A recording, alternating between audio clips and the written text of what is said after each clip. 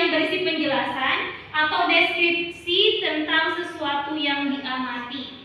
Contohnya tadi ya, contohnya bisa hewan, terus tumbuhan, dan lain sebagainya. Nah, ketika kita menulis teks laporan hasil observasi, ada tujuan. Ya, tujuannya untuk apa? Yang pertama, untuk menyampaikan informasi secara objektif dan ilmiah. Yang kedua, memberikan gambaran yang jelas dan lengkap tentang objek yang diamati. Nah, kemudian ketika kalian menulis teks laporan hasil observasi, yang pertama pernyataan umum, yang ketiga kesimpulan. Nah, contoh ketika kalian akan menulis atau mengamati suatu hal, nah contoh objek yang bisa diamatinya ini. Yang pertama itu tumbuhan, yang kedua hewan, yang ketiga kegiatan bergerak hari Senin. Nah, terus yang keempatnya kegiatan di kantin sekolah. Teks laporan hasil observasi ada beberapa struktur yang harus kalian perhatikan. Nah, yang pertama itu adalah pernyataan umum, yang kedua deskripsi bagian, yang ketiga simpulan. Nah, coba bacakan apa itu pernyataan umum. Bacakan Kinanti. Pernyataan umum adalah bagian pembukaan berisi pengantar mengenai objek yang diamati. Kemudian yang kedua, deskripsi bagian. Bacakan Sipa. Deskripsi bagian adalah bagian isi menjelaskan bagian-bagian objek, ciri-ciri, kebiasaan, atau perilaku dari objek tersebut. Kemudian yang terakhir, simpulan. Apa itu simpulan Insa? Coba bacakan. Simpulan adalah ringkasan atau kesimpulan dari hasil pengamatan. Ya, betul. Dan yaitu mengamati hal atau sesuatu di sekitar kita, di sekitar kalian. Mau misalnya itu di taman ataupun di kolam ikan, ya, dan lain sebagainya, terserah kalian. Nah, untuk pembagian kelompoknya, coba boleh kalian mengambil satu kertas dari kumpulan kertas ini ya, yang berisi nama-nama kalian. Mengerti? Mengerti. Coba.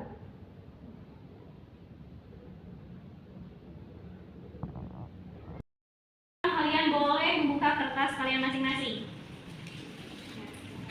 Sudah tahu kelompoknya? Jawabannya? Ya. Boleh sekarang kalian kumpul berkelompok masing-masing. Langsung kalian mengamati hal di sekitar kalian dan mengambil buku catatan untuk menulisnya. Ini tajam banget. Tebal ya. Tebal banget. Katanya di dalam itu ada air gitu ya. Itu gel bening kan.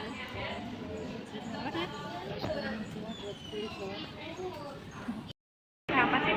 Pakai instan. Oh, yang bagian itunya ya? Iya. Itu tuh ada yang gede. Iya. Gede banget. Lucu-lucu ya. Iya.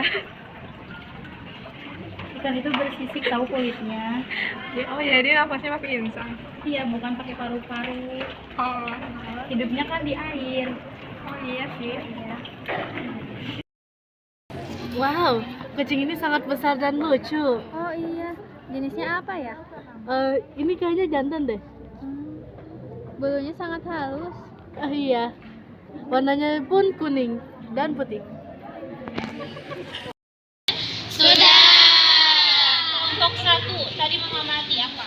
Lidah buaya. Tumbuhan. Lidah buaya. Terus yang kedua, kelompok 2 Mengamati ikan. Ikan apa itu? Ikan lele. Terus kelompok 3 mengamati apa? Mengamati hewan. Hewan. Itu Kucing. coba. Untuk sekarang, nah, siapa yang mau mempresentasikan ke depan hasil pengamatan kalian masing-masing? Kelompok 1. Ya, boleh maju ke depan. Berdiri semuanya dulu. Hasil observasi tanaman lidah buaya. Pernyataan umum, lidah buaya atau aloe vera adalah tanaman berdaun tebal yang sering digunakan sebagai obat kecantikan. Tanaman ini mudah ditemukan di daerah tropis seperti Indonesia. Deskripsi bagian. Daunnya berwarna hijau, tebal, dan berduri kecil di bagian tepinya. Di dalam daun terdapat gel bening yang mengandung banyak nutrisi. Lidah buaya tumbuh tanpa batang kayu dan dapat mencapai 30-60 cm. Tanaman ini tidak cocok tumbuh di tempat yang terkena sinar matahari.